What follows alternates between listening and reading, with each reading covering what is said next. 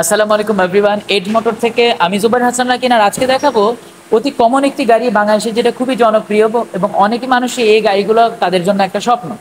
এই গাড়িটা হচ্ছে টয়োটা এলিয়ন, যেটা মডেল ইয়ার হচ্ছে 2010 এবং রেজিস্ট্রেশন ইয়ার হচ্ছে 2012 সালে। সম্পূর্ণ অকটেন ডিভেন একটি গাড়ি এবং 2010 নিউ শেপের একটি গাড়ি।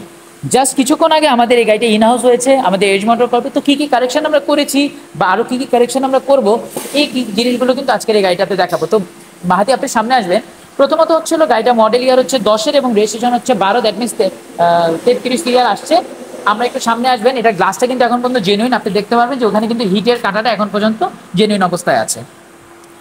আরও ঠিক করার মধ্যে আমরা যে জায়গাগুলো করব সেটা দেখতে পাচ্ছেন। এই ফুল গাড়িটা আমরা ওয়াশ পলিশ করব। এখন পর্যন্ত বাইবন গাড়িটা অকটেন ডিভেন আছে এবং আমরা ফুল গাড়িটা ওয়াশ পলিশের জন্য রেখে দিয়েছি। অলরেডি এক্সিস্টিং একটা সিট কভার লাগানো আছে, তো সেক্ষেত্রে আর নতুন করে কোনো সিট কভার আমরা ইনস্টল করবো না। হয়তো বা কেউ যদি সিট কভার ছাড়া চালাতে চান তাদের জন্য কিন্তু গাড়িটা খুবই ভালো হবে।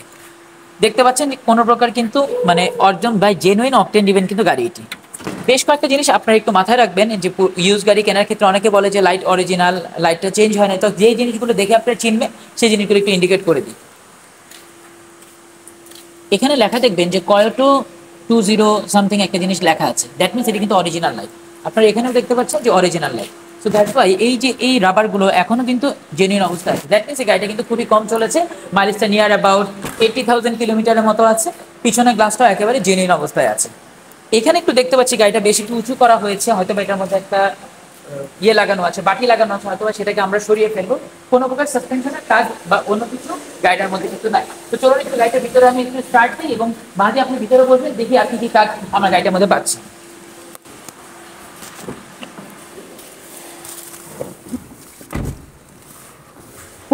পুশ স্টার্টের একটি গাড়ি।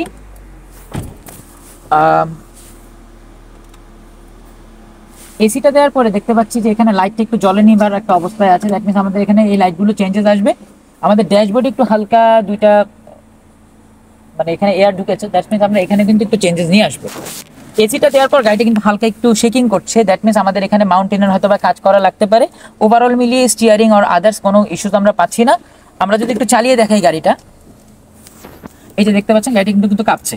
দ্যাট মিনস গাড়িটা হয়তো বা আমাদেরকে একটু মাউন্টেনে কাজ করাতে হতে পারে। ওভারঅল মিলিয়ে গাড়ির কন্ডিশন আলহামদুলিল্লাহ খুব ভালো। আমাদের এখনকার সময় পর্যন্ত এই গাড়িটার মধ্যে আমরা টাচ আপ করিয়েছি। কোনো গিয়ার বক্সে কোনো শিফটিংয়ে আমরা কোনো ধাক্কা পাচ্ছি না। ডিতে দেওয়ার পরেও কিন্তু কোনো প্রকার ধাক্কা পাচ্ছি না গাড়িটিতে।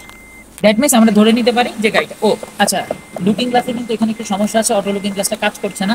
এটা আমরা একদম শুরুতেই দেখেছি। তো এই কারেকশনগুলো কিন্তু আমার সাধারণত এজ মোটর কর্প করে দিব। যেহেতু এজ মোটর কর্পে আসে সাধারণত একটা গাড়ি একেবারে ফ্রেশ অবস্থায় নিতে, যদিও গাড়ি আমরা ইউজ গাড়ি সেল করি, তবুও তাদের জন্য আমরা গাড়িটা যেন একবারে সুন্দর করে সাজাতে পারি সেই চেষ্টাটাই আসলে আমরা করি। সো এই আর কি ওভারঅল গাড়ির অবস্থা।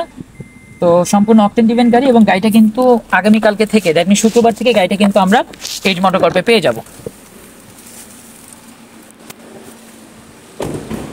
সম্পূর্ণ পেপার সাবজেক্ট অবস্থায় যেটা মডেল ইয়ার হচ্ছে 2010 এবং রেজিস্ট্রেশন ইয়ার হচ্ছে 2012, 33 সিরিয়ালের অকটেন গাড়ি।